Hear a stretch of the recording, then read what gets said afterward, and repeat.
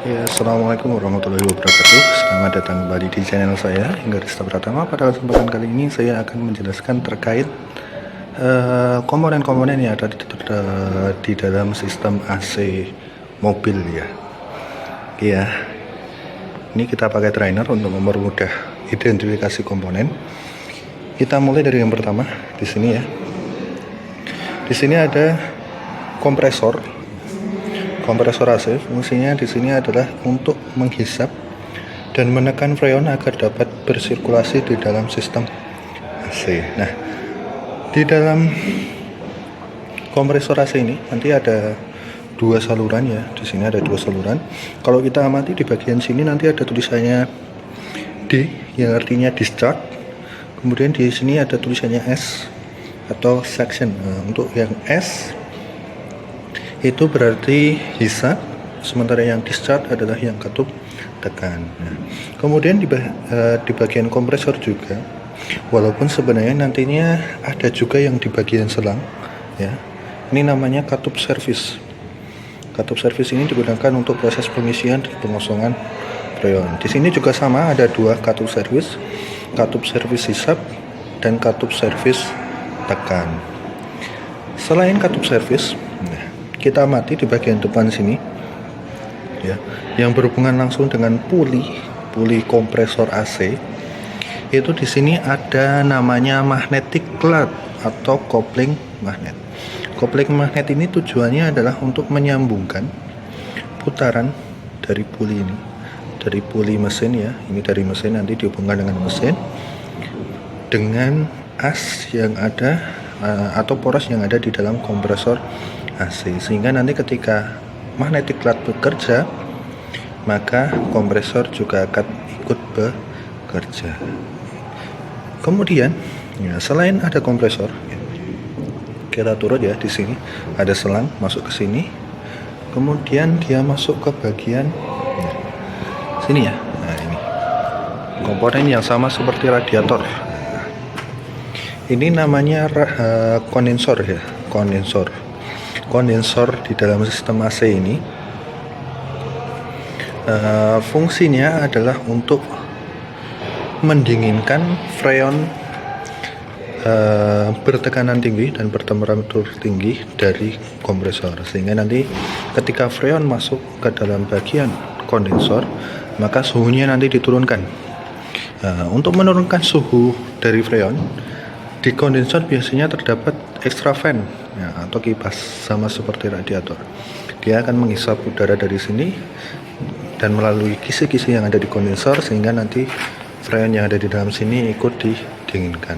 Selain untuk mendinginkan freon, kondensor ini fungsinya juga digunakan untuk merubah wujudnya. Jadi nanti setengah freon yang ada di sini, ini wujudnya masih gas bertekanan tinggi dan bertemperatur tinggi. Kemudian setengah di bagian sini, freon sudah berubah menjadi cair bertekanan tinggi ya. Itu fungsi dari kondensor. Kemudian setelah dari kondensor kemana? Ini ya, di sini ada selang lagi. Kondensor masuk ke bagian, nah ini komponen yang bentuknya seperti ini. Ini namanya receiver dryer atau filter dryer. Fungsi dari komponen ini, fungsi dari receiver dryer adalah digunakan untuk menyaring kotoran yang ikut terbawa oleh freon. Oke ya.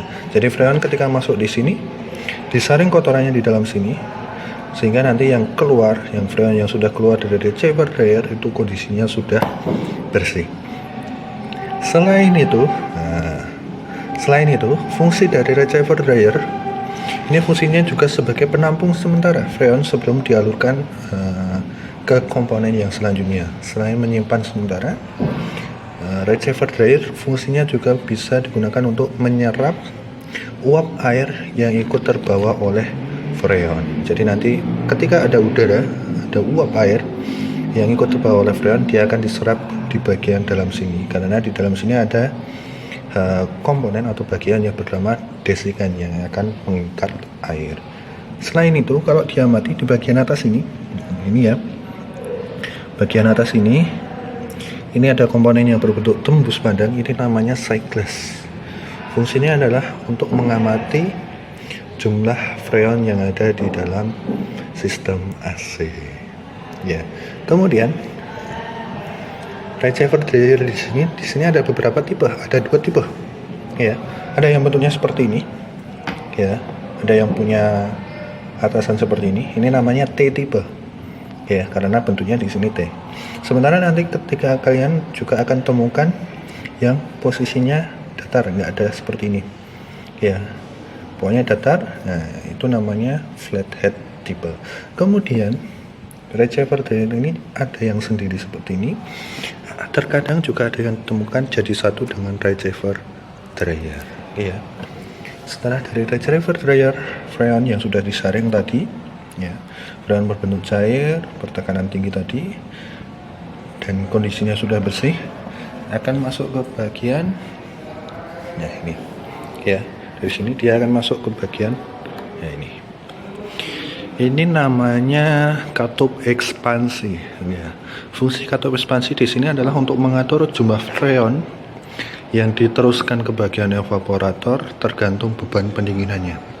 Semisal beban pendinginannya tinggi, jadi temperaturnya diatur posisi yang paling tinggi, maka tentunya jumlah freon yang akan disalurkan ke bagian evaporator yang ada di dalam sini itu juga semakin banyak. Dan sebaliknya, ketika bebannya terlalu rendah, maka jumlah freon yang dialirkan juga akan semakin sedikit. Oke. Untuk mengetahui beban pendinginan, nah di bagian katup ekspansi di sini, nah, ini ada bagian sensor suhunya. Jadi menyensor suhu dari freon yang keluar dari sini. Ketika suhunya semakin tinggi, berarti beban pendinginan juga tinggi. Makanya nanti freon yang akan disemprotkan di sini, dikabutkan di sini, ya itu akan semakin banyak. Oke, jadi selain mengatur, katup ekspansi di sini fungsinya juga sebagai pengabut.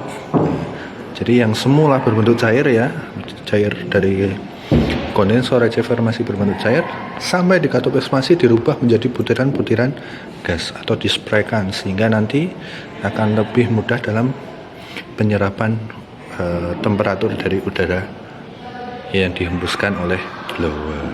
Oke, ya. Setelah ini di bagian dalam ada bagian evaporator. Nah, ya di dalam sini ada evaporator. Evaporator di situ fungsinya sebagai proses pendinginan dari udara.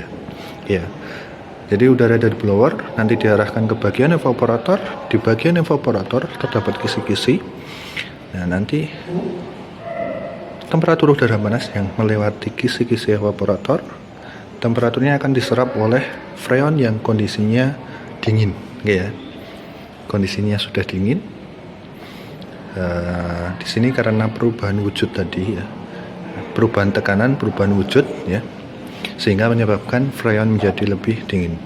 Jadi ada beberapa karakteristik freon ketika tekanannya diturunkan, ya, disebutkan di sebagian sini kan tekanannya diturunkan, itu maka temperaturnya juga akan ikut turun, bisa sampai minus, ya, minus 200 derajat, sehingga kondisi freon di sini sudah dalam kondisi temperatur rendah dan kondisinya berbentuk gas, temperatur rendah berbentuk gas dan temperaturnya rendah, sehingga nanti udara yang mengalir ke sini temperaturnya akan diserap oleh freon, sehingga nanti yang keluar lewat kisi-kisi di sini, kisi-kisi AC itu kondisinya sudah dalam kondisi yang dingin. Oke, ya. Dari evaporator kemana? Dari evaporator, ya ini, ya, dia kembali lagi ke kompresor melalui katup suction, sehingga nanti freon diserap lagi, kemudian tekan lagi, dan begitu seterusnya. Kemudian di sini ada beberapa tambahan komponen, seperti yang pertama ada blower. Blower ini fungsinya untuk menyerap udara, ya, dari sekitar sini, diserap masuk, kemudian dihembuskan ke bagian kisi-kisi melalui evaporator tadi.